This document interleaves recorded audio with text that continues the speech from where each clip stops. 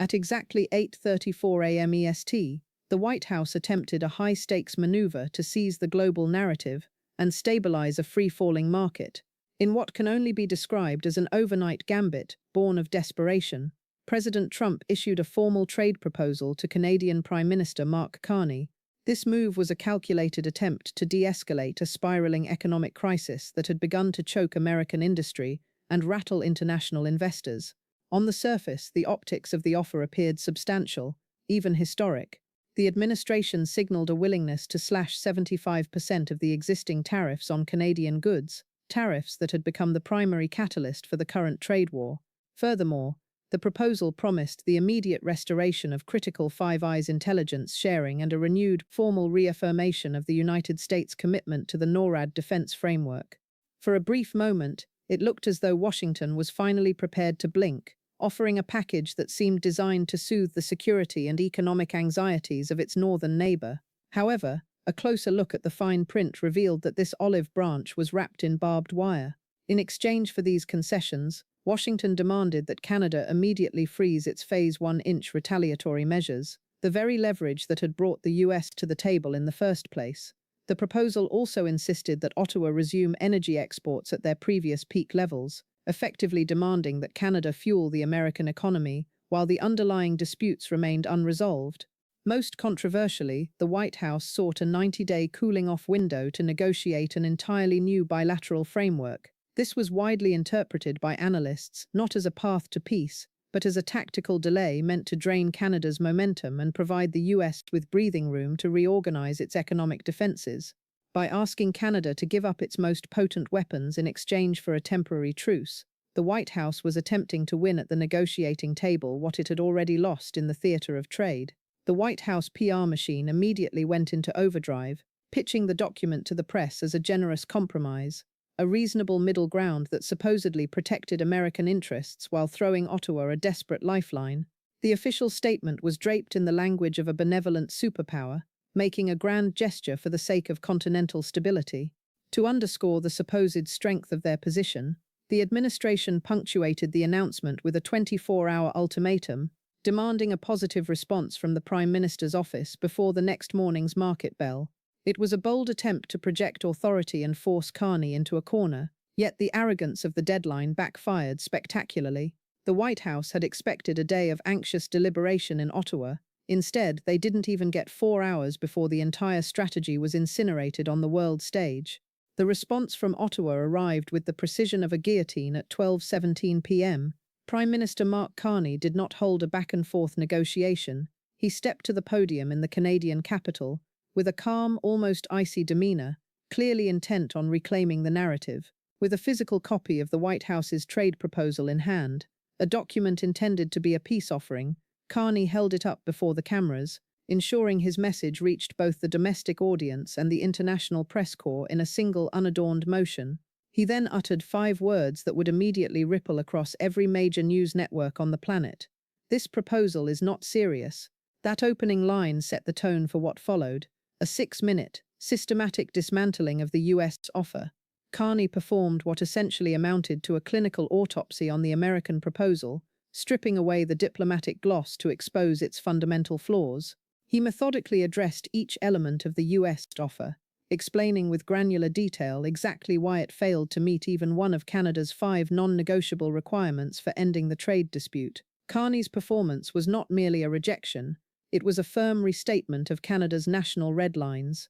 He left no ambiguity about the nature of the standoff, making it clear that Canada's requirements, which included the immediate and unconditional removal of illegal tariffs, binding security guarantees for NORAD, and formal recognition of Canadian resource sovereignty, were not a menu of options to be negotiated down. By framing the American proposal as an attempt to bargain away core Canadian interests, Carney successfully repositioned Canada's position as a matter of principle rather than a tactical dispute over percentages. He articulated a message that was as much for the global community as it was for the White House, that Canada would not trade its sovereignty for a temporary, fragile truce. The press conference culminated in a definitive slamming of the door, marking the end of diplomatic ambiguity. Carney announced that Canada's Phase 1-inch retaliatory measures would continue exactly as scheduled, with no deviations. He then issued a sharp ultimatum of his own. If the United States did not achieve total verified compliance with all 5 Canadian demands by the March 18th deadline, any further American proposals that failed to address these core issues would be rejected outright without even being considered. In that single decisive afternoon, the power dynamic of the entire crisis was inverted. Where President Trump had intended to dictate terms and regain the upper hand, Carney effectively shut him down, leaving the world to watch as a middle power, through sheer strategic resolve, dictated the terms of resolution to a global superpower.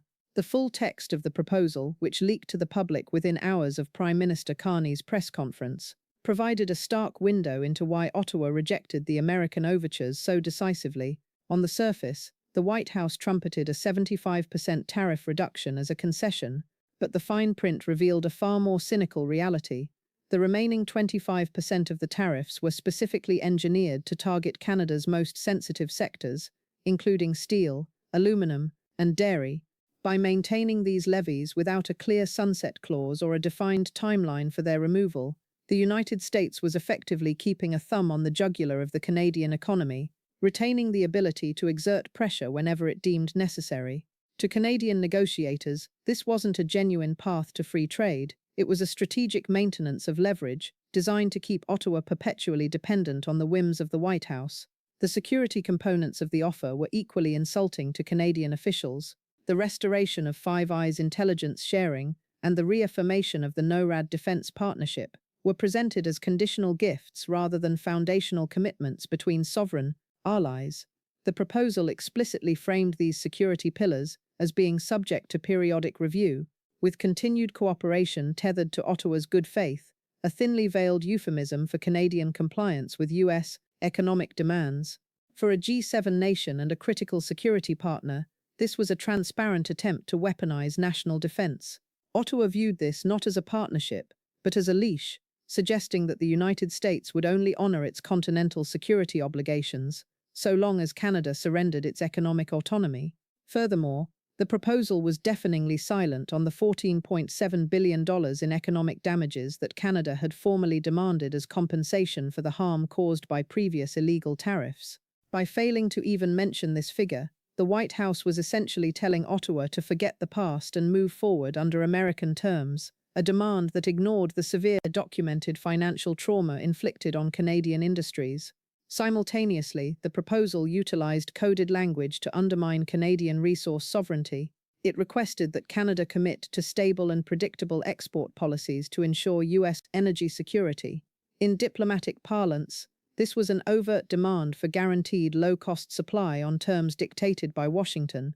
It was in effect a push to strip Canada of its right to manage its own natural resources. Finally, the proposal's most glaring omission was the absence of any public retraction regarding the president's recent widely publicized threats to annex Canadian provinces.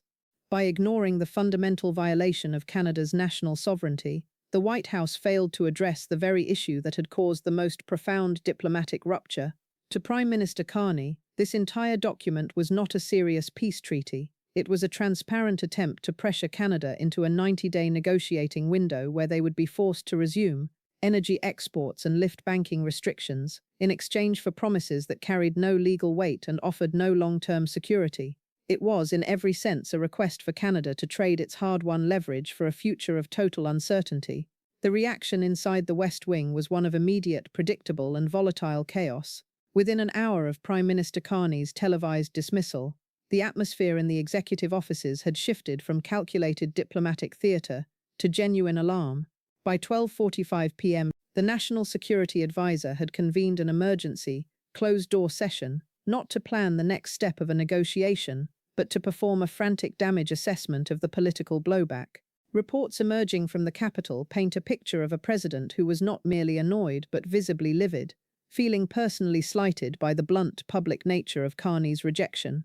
Trump reportedly interpreted the Prime Minister's firm tone as an affront to his administration's authority, struggling to reconcile his own view of the proposal, which he persisted in framing as a high-stakes, generous offering, with the reality of its total rejection.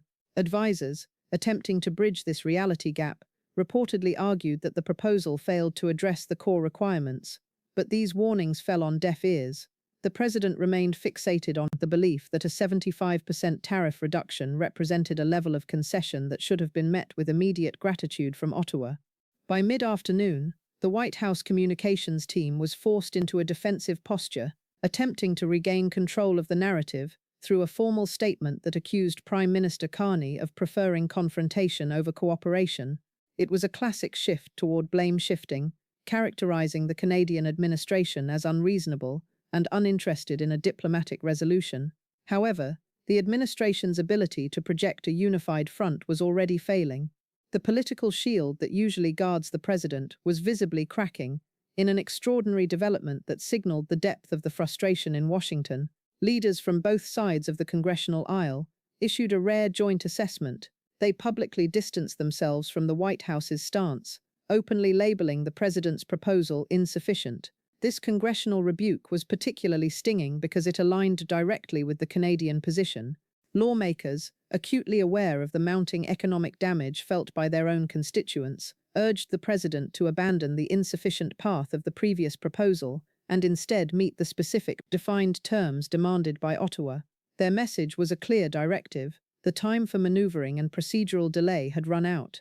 With the March 18th deadline looming like a structural threat to the American economy, Congress was signaling that the responsibility for avoiding further self-inflicted ruin rested entirely with the president. The White House, once the sole actor in these negotiations, now found itself pressured not just by a resolute neighbor to the north, but by its own legislative branch, which was rapidly losing patience with the administration's strategy of brinkmanship. We have entered the final 10-day countdown of the most consequential diplomatic standoff in modern North American history. The path forward has narrowed to two starkly different scenarios, each carrying profound implications for the global order. In Scenario 1, we witness an emergency capitulation, facing a compounding nightmare, a volatile, free-falling stock market that saw the S&P 500 drop by more than 2% within minutes of Carney's rejection, coupled with relentless pressure from governors in energy-starved states and a growing congressional consensus. The White House is forced to face the reality of its own leverage deficit. By March 15th, just 5 days before the expiration of the deadline, the administration formally announces that it will satisfy all 5 of Canada's core demands. This includes the total, immediate removal of all remaining tariffs, a signed and binding commitment to the NORAD defense framework, a public retraction of the sovereignty-challenging rhetoric, and a structured agreement to pay the $14.7 billion in economic damages. While this outcome would effectively extinguish the fires of the current crisis, it would result in permanent, irreparable damage to American diplomatic prestige, as the world will have watched the United States, for the first time in a century, forced into an unconditional surrender to its own northern neighbor. Scenario 2 represents the deadlock, a path that threatens to fundamentally alter the fabric of continental life. If the president's pride and political rigidity prevent any further movement, the March 18th deadline will pass in silence from Washington. At 5:15 p.m. on that day, Ottawa has made it clear it will trigger Phase 2 inches of its response, a move that moves beyond economic protest into a total decoupling of the two nations. This would entail an immediate, total cessation of Canadian energy exports, oil, natural gas and electricity, effectively shutting off the lifeblood of dozens of U.S. states. Simultaneously, Canada would formalize its withdrawal from the USMCA and dissolve its operational participation in the NORAD joint defense system. The projections for such an outcome are catastrophic. Fuel prices would likely double almost overnight, while rolling blackouts would cripple 15 states, triggering a domestic economic crisis unlike anything the United States has faced in a century. The power balance has shifted irrevocably. The leverage, once assumed to be the sole province of Washington, has migrated north. The clock is ticking toward a finish line that will define the rest of the decade. Canada has stated its terms, its reserves are ready, and its resolve is clear. The question that remains, as the final days of this negotiation evaporate, is not whether Canada will act, but whether Washington will finally realize that it no longer dictates the terms of the North American relationship.